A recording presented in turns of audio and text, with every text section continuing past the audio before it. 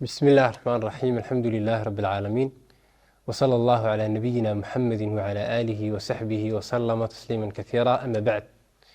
waxaynu xalaqaad kooban aynu kusoo koobi doonaa insha allahu tacaala aayadda culimmadu ay ku sheegaan aayatul xuquuqi alcashara, aayadda 10ka xaq ilaahay subxaana wa tacaala uu ku sheegay ee ku jirtaa suuratu nisaa, wacbudu allaha walaa tushrikuu bihi shay-a. 10ka xaq ayaynu maalinba xaq xuquuqdaasi ka mid ah isdul taagi doonaa insha allahu tacaala oo aynu sharixi doonaa. xuquuqdaasi aayadda lagu sheegay waxaa ugu horeeya xaqa ilaahay subxaanahu wa tacaala oo ah wacbudu allaha walaa tushrikuu bihi shay-a. ilaahay caabuda, ilaahay subxaanahu watacaala cibaadadiisana cidna hala wadaajinina. xaqa ilaahay subxaanahu watacaala ee aayaddaas lagu sheegay, nebiguna calayhi salaatu wasalaam uu xadiiskii mucaad ibnu jabal radi allahu canhu uu ku sheegay markii uu weydiiyey atadri maa xaqu llahi cala alcibaad wamaa xaqu alcibaadi cala allah. nebigu calayhi salaatu wasalaam xadiidkaasi waxa uu ku jawaabay xaqu llahi cala alcibaad an yacbuduuhu walaa yushrikuu bihi shay-a. xaqa ilaahay addoomihiisa uu ku leeyahay waa inay ilaahay caabudaan, cidna ilaahay cibaadadiisa aanay la wadaajinin. marka xaq ilaahay subxaana watacaala inagu leeyahay aayaddaasi lagu sheegay, ilaahayna inagu waajibiyey waxa weeye waa towxiidka oo ah inaynu ilaahay subxaana watacaala keligii caabudno, cibaadadiisana cidna aynaan la wadaajinin weeye. towxiidku waxa weeye in ilaahay subxaana watacaala qofku cibaadada u gaar yeelo, alla oo keliya subxaanahu watacaala uu ka cabsoodo, alla oo keliya subxaanahu watacaala uu tala saarto, ilaahay subxaanahu watacaala cibaadada dhammaanteedba ilaahay uu gooni yeelo weeye. marka towxiidkaasi ayaa ilaahay subxaanahu watacaala uu inoo abuuray. ilahay ba waxuu leeyahay wamaa khalaqtu ljinna waalinsa ilaa liyacbuduun. insi iyo jin uma aanan abuuran inay aniga caabudaan mooyaane wax kale. marka waxa weye waxa ilaahay subxaanahu watacaala inoo abuuray iyo xikmadda ilaahay subxaanahu watacaala inoo jirsiiyey baaba ah inaynu ilaahay subxaanahu watacaala aynu waxidno, aynu keliyeyno. ilaahay subxaanahu watacaala waxau rususha usoo diray towxiidkaasi si ay dadka ugu baaqaan. ilahay waxau leeyahay walaqad bacanaa fi kuli ummatin rasuula an icbudu allaha wajtanibu daaquut. wuxuu ilaahay leeyahay waxaanu ka soo saarnay ummad kastaba rasuul. rasuulkaasi waxa ugu baaqaya in ilaahay subxaana watacaala keligii ay caabudaan, markaa ay ka dheeraadaan wax kastoo ilaahay sokadii la caabudayana ay ka durkaan oo ay ka dheeraadaan. marka waa towxiidkii wey. ilaahay subxaana watacaala rusushii uu soo diray dhammaantoodba waxa ay dacwadooda iyo yeedhmadooda qoladooda ay markaa wax ugu baaqayaan ama diinta ay ugu baaqayaan waxay ugu horreysiin jireen in ilaahay subxaana watacaala keligii ay caabudaan oo ay waxidaan oo xaqa ilaahay subxaana watacaala ay ka soo baxaan. marka koowaad ilaahay waxa uu ku sheegay waxa ilaahay subxaana watacaala uu qur-aanka ku yidhi nebi kastaaba marka ilaahay subxaana watacaala uu soo saaray uu soo diro ee qoomkiisa uu u yimaado waxa ugu baaqi jiray in ilaahay subxaana watacaala keligii ay caabudaan oo xaqa ilaahay subxaana watacaala ay ka soo baxaan. waa ka ilaahay subxaana watacaala kaga warramay inay odhan jireen yaa qowm icbudu llaha maa lakum min ilaahin hayru. qoomkaygiiyow ilaahay caabuda, waayo ilaah xaq lagu caabudo aan isaga ahayn ma lihidin. yacni cid kale oo xaq in lagu caabudo mutaysata oon ilaahay subxaana watacaala ahayni ma jirto. marka ilaahay subxaana watacaala keligii caabuda oo xaqa ilaahay subxaana watacaala ka soo baxa ayaa nebiyada ay odhan jireen. towxiidkaasi waxau leeyahay fadaa'il fara badan oo ilaahay subxaana watacaala u yeelay, nebiguna calayhi salaatu wasalaam inoo sheegay. fadaa'ishaasi waxaa ugu horeysa qofka marka towxiidka la yimaada inuu jannada uu galo. nebigu wuxuu yihi calayhi salaatu wasalaam man laqiya allaha laa yushriku bihi shay-an dakhala aljanna. qofka ilaahay subxaana watacaala la kulma, yacni dhinta isagoon ilaahay cidna aan la wadaajinaynin, qofkaasi jannada ayuu galay buu nebigu yuri calayhi salaatu wasalaam. waxaa kaloo fadaa'ishiisa ka mid a qofku inuu naaru ka badbaado. nebiga calayhi salaatu wasalaam waa kii ku lahaa xadiidkii uu mucaad weydiinayey wamaa xaqu alcibaadi cala allah. xaqa ay addoommadu ilaahay ku leeyihiin waa maxay? nebigu calayhi salaatu wasalaam waxau ku jawaabay xaqu alcibaadi cala allahi an laa yucadiba man laa yushriku bihi shay-a. xaqa addoommadu ilaahay ay ku leeyihiin waxa weeye inaanu ilaahay cadaabin qofka aan ilaahay subxaanahu watacaala xaqiisa cidna aan la wadaajinin. marka naar baa lagaga badbaadayaa, janno ayaa lagu gelayaa towxiidka iyo xaqa ilaahay subxaana watacaala in laga soo baxo. dembiga ayaa ilaahay subxaana watacaala kugu dhaafaya haddaad xaqa ilaahay ka soo baxdo. oo nebigu wuxuu yihi calayhi salaatu wasalaam xadiidka xadiisulqudsiga, ilahay waxau leeyahay ya bna aadam inaka low ataytanii biquraabi alardi khadaaya. ina aadanow haddaad ila timaado dhulka muggi oo dembiyaala uma laqiitanii laa tushriku bihi shay-a, kadibna aad ila kulanto adiga oo aan cidna marka ila wadaajinin la ataytuka biquraabiha maqfira waxaan kuula imanayaa dhulka muggi oo dembi dhaafa ayaan ku siinaya, yacni waan kuu dembi dhaafayaa, gafkii aad gashayna waan kaa dhaafayaa baa ilaahay subxaana wa tacaala uu leeyahay. waxaa kaloo lagu helaa tawxiidkaasi iyo xaqi ilaahay oo laga soo baxo alamnu walhidaaya,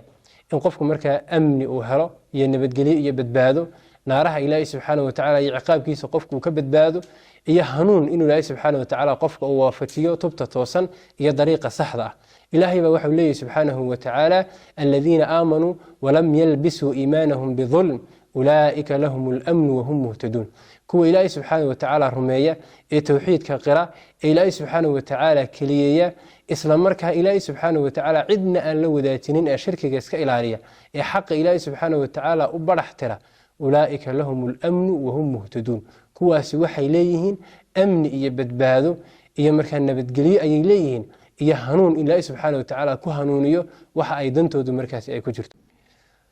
walaalayaal, ilaahay subxaana wa tacaala waxau noo sheegay tawxiidkaasi ilaahay subxaana wa tacaala inagu waajibiyey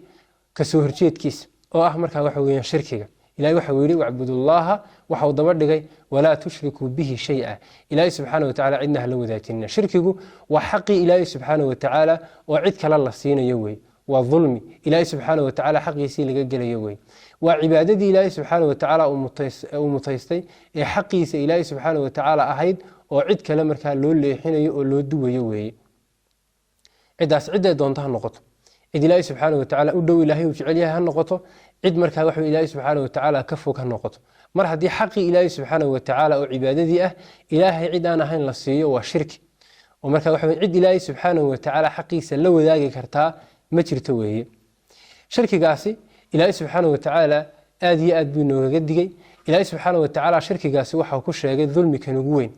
ilaahay subxaana wa tacala isagoo ka warramaya luqmaan waxa uu ka sheegay inuu yidhi yaa bunaya laa tushrik billaah ina shirka la dulmun cadiim, inankaygiyo shirki ha samaynin, waayo shirkigu waa dulmikan ugu weyn weeye. waayo waa xaqii ilaahay subxaana wa tacaala oo cid kale loo leexinayo oo cid kale markaa loo duwayo weeye. nebiga calayhi salaatu wasalaam markii la weydiiyey lagu yidhi dembiyada ilaahay subxaana wa tacaala lagu caasiyo keebaa ugu weyn, nebigu calayhi salaatu wasalaam waxa uu yidhi an tajcala lilaahi niddan wa huwa khalaqak, waa inaad ilaahay subxaanahu wa tacaala aad cid la wadaajiso ood cid la masayso ood cid barbar dhigto isagoo ilaahay subxaana wa tacaala isagu ku abuuray, oo xaqii ilaahay subxaanahu wa tacaala aad cid kala siiso weeyaan dembiga ugu weyne ilaahay subxaanahu wa tacaala lagu caasiyo. marka shirkiga halistiisu waa badan tahay, marka waxa khatartiisuna waa badan tahay, halaaga iyo ciqaabta ka imanaysaana aad iyo aad ayay u daran tahay. ilaahay subxaana wa tacaala waxau sheegay qofka shirki ku dhaca ee ku dhinta ee ilaahay subxaana wa tacaala asaasi kula kulma inaanu ilaahay subxaana wa tacaala aanu u dembi dhaafayn. ilaahay waxau leeyahay ina allaha laa yakfiru an yushraka bihi wayakfiru maa duuna dalika liman yashaa. ilaahay subxaana wa tacaala ilaahay uma dhaafo qofka shirki ku dhaca ee ku dhinta ee ilaahay subxaana wa tacaala hortaga isagoo markaa waxa weeyaan dembi shirkiya xambaarsan.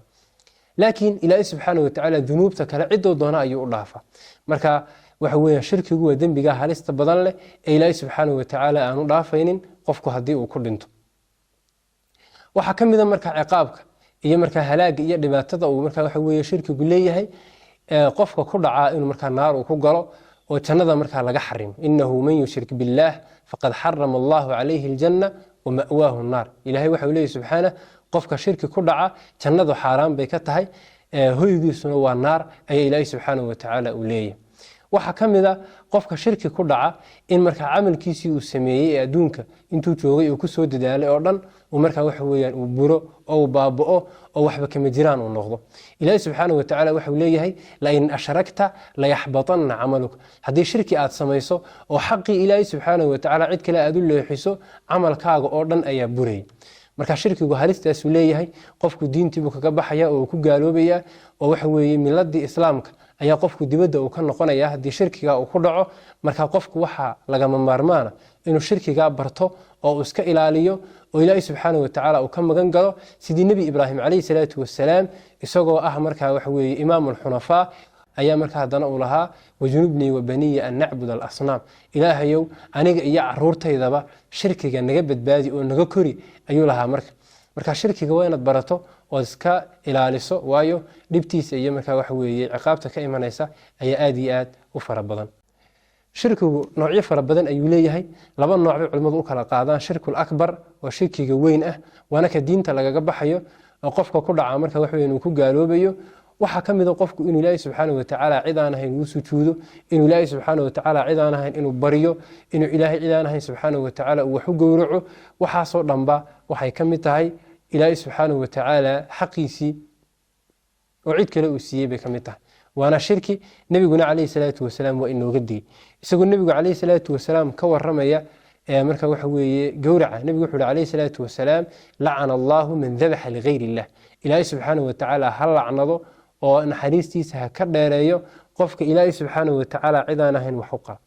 Ilaahay hal la'nado oo naxariistiisa ka fogeeyo qofka cidaan Ilaahay subhanahu wa ta'ala ahayn wax u qaba oo cibaadada Ilaahay ee dhabaxiga iyo gowraca ah cidaan Ilaahay ahayn ku weyneeya oo gowraca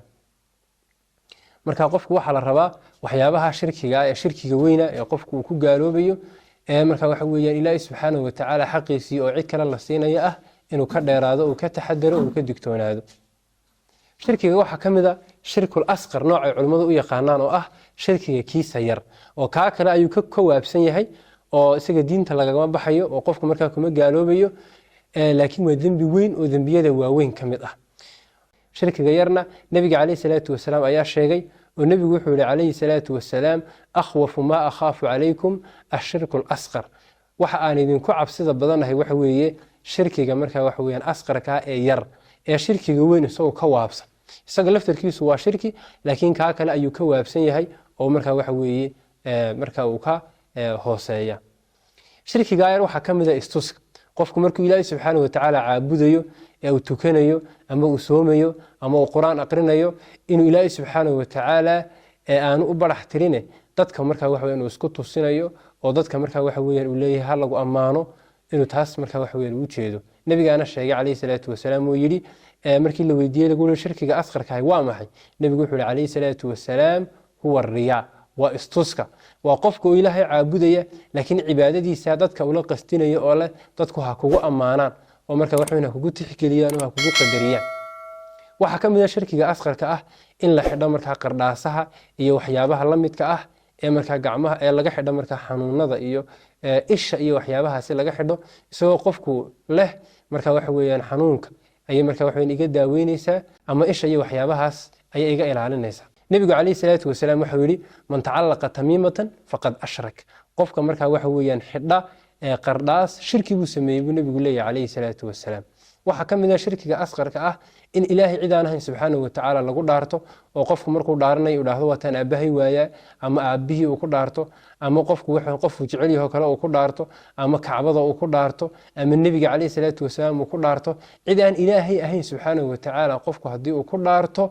marka waxa weeye shirki ayuu ku dhacay waana shirki asqar nabigu wuxuu yiri kaleey salaatu wasalaam man halafa bighayri Ilaahi faqad ashrak qofka Ilaahay cid aan ahayn ku dhaarta shirki buu sameeyay nabigu leeyahay kaleey salaatu wasalaam waxa kamid ah shirkiga yar inuu qofku yiraahdo waxa Ilaahay cid kale ay doonaan oo Ilaahay cid kale oo marka waxa weeyaan uu kulmiyo oo yiraahdo waxaad adiga iyo Ilaahay aad doontaan ama waxa weeye erayada la macnaha ah ama yiraahdo hadaanu adiga iyo Ilaahay aan tiri lahayn waxaasi may dhaceen nabiga kaleey salaatu wasalaam nin baa u yimid markaasuu ku yiri ma sha Allah wa shi'ta nabi Allah waxaad adiga iyo Ilaahay doontaan baa dhacaya markaasuu nabigu ku yiri kaleey salaatu wasalaam aj'altani lillahi niddan war ma Ilaahay baad barbar dhigaysaa waxaad tiraahdaa buu nabigu ku yiri ma sha Allah wahda waxa Ilaahay kaliya uu doono marka waxa weeyaan waa shirki qofku inuu raahdo waxa Ilaahay adigu aad doontaan oo Ilaahay iyo cid kale iyo aad ku xiriiriso lama ogola